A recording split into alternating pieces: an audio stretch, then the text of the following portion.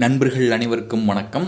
நம்ம இந்திய ஆறுகள் 100 பார்த்துட்ருக்குறோம். ஸோ அதில் அந்த வரிசையில் இன்றைக்கி நம்ம 77லேருந்து பார்க்கலாம். இன்னும் இதுதான் நம்மளுடைய லாஸ்ட் பார்ட். ஓகேவா? இதுக்கு முன்னாடி பார்க்காத 3 பார்ட்டும் பார்த்துட்டு வந்துடுங்க. ஓகேவா? இல்லை இதிலேருந்து பார்த்தாலும் சரி தான்.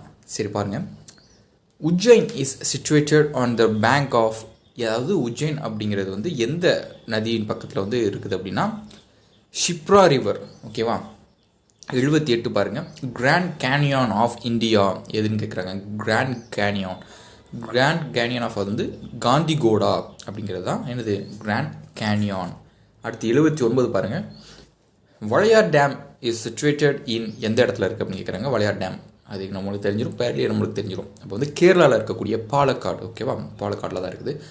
80வது பாருங்கள்.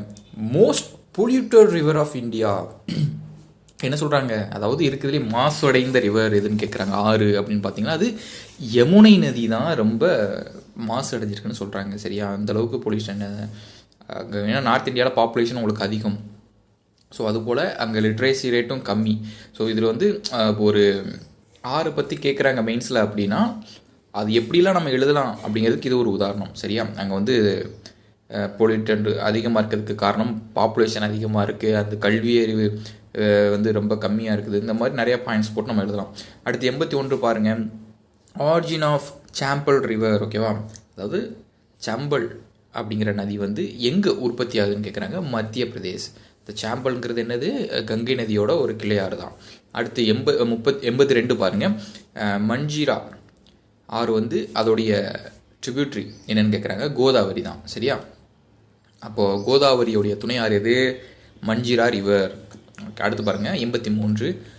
Longest tributary river of India என்னன்னு கேட்குறாங்க. இருப்பதிலே மிகப்பெரியது எது? கங்கை நதியினுடைய துணையாறான யமுனை நதி தான் இருக்கிறதுல மிகப்பெரிய துணையாறு அப்படின்னு வந்து சொல்கிறாங்க. ஓகேவா? அதான் longest tributary river of India அப்படின்னு சொல்கிறாங்க. 84 பாருங்கள். லேண்ட் ஆஃப் 5 ரிவர்ஸ் ஸ்டேட்ஸ் அப்படின்னு கேட்குறாங்க.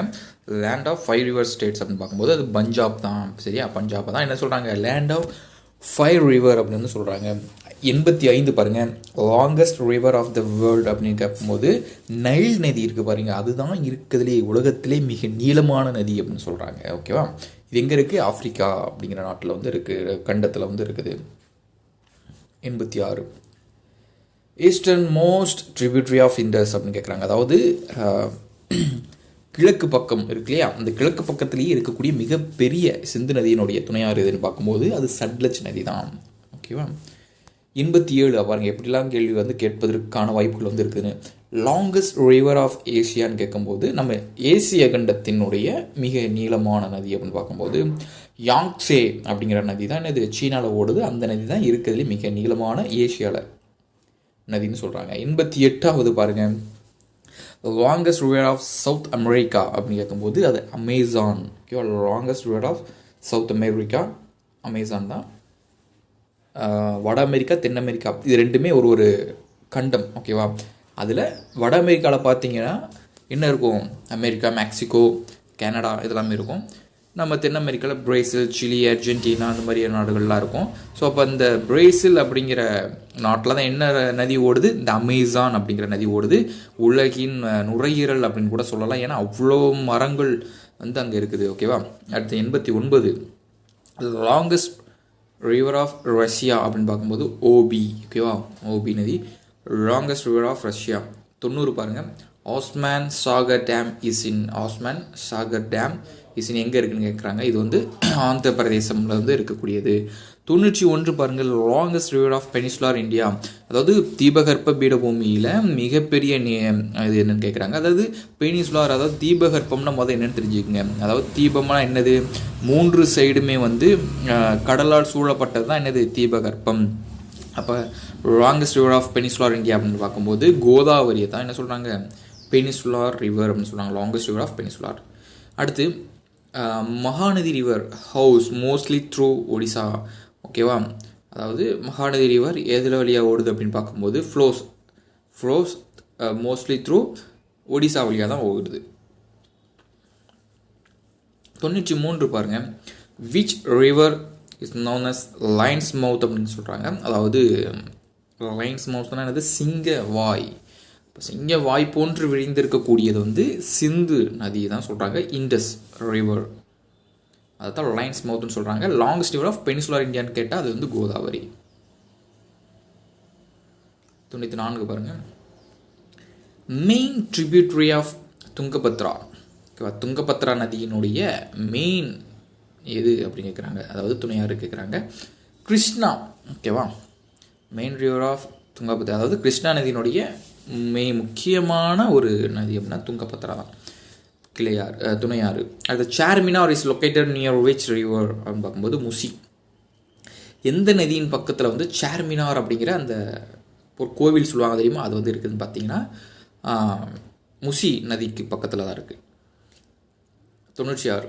River forming largest river basin. எந்த நதி வந்து மிகப்பெரிய லார்ஜஸ்ட் அது ரிவர் பேசினை வந்து உருவாக்குதுன்னு பார்த்தாங்கன்னா அது கங்கை நதி தான். என்ன நதி? கங்கை நதி தான் உருவாக்குது. 97 பாருங்கள். India's name after which river.